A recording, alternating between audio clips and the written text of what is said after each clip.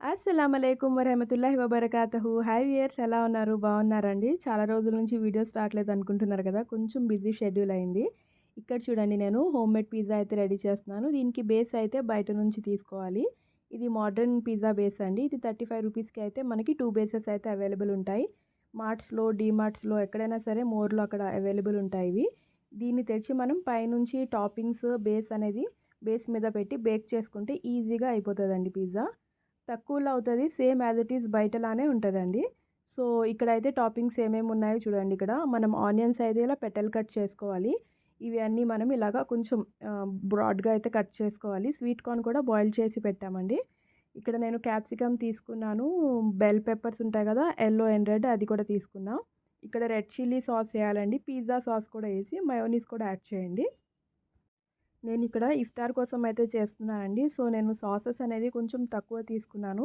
పిల్లలు కూడా ఉన్నారు కాబట్టి పిల్లలు ఈ సాసెస్ అనేవి ఎక్కువ తింటే కొంచెం అన్‌ఈజీగా ఉంటదని.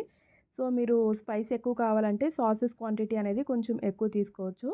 సో, ఇప్పుడైతే మనం టాపింగ్స్ ఏవైతే ఉన్నాయో అవన్నీ ఏసుకోవాలి. మీరు ఓవెన్‌లోనే చేయాలని కాదండి. మనం కేక్ ఎలా అయితే స్టవ్ మీద బేక్ చేస్తామో సేమ్ యాజ్ ఇట్ ఈజ్ అలా కూడా కడాయిలో కూడా పెట్టి బేక్ చేయొచ్చు.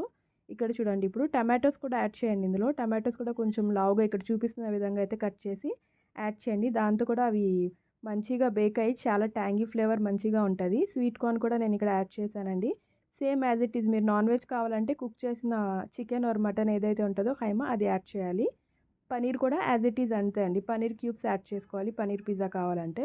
ఇప్పుడు ఇక్కడ మోజరెల్లా చీజ్ కూడా యాడ్ చేశానండి. సాస్ ఏసిన తర్వాత టమాటో కెచప్ ఏసిన తర్వాత మనం ఇప్పుడు పైన మోజరెల్లా చీజ్ పెట్టి ఒక 20 మినిట్స్ కోసం ప్రీహీట్ అయిన అవెన్‌లో ఆల్రెడీ 10 మినిట్స్ ప్రీహీట్ అయిన అవెన్‌లో ఒక 20 మినిట్స్ పెట్టండి. అంతే అండి. బేక్ అయితే మంచిగా టేస్టీగా ఫ్లేవర్‌ఫుల్‌గా పిజ్జా అయితే రెడీ అయిపోతది. సో, మీరు ఒకసారి ఇలా పిజ్జా బేస్ తెచ్చి ఇలా ఇంట్లో ఉన్న టాపింగ్సే యాడ్ చేసి ట్రై చేయండి. మనం ఇంట్లో చేసుకుంటే అది హైజీనిక్‌గా ఉంటది. పిల్లలకి కూడా హెల్తీ.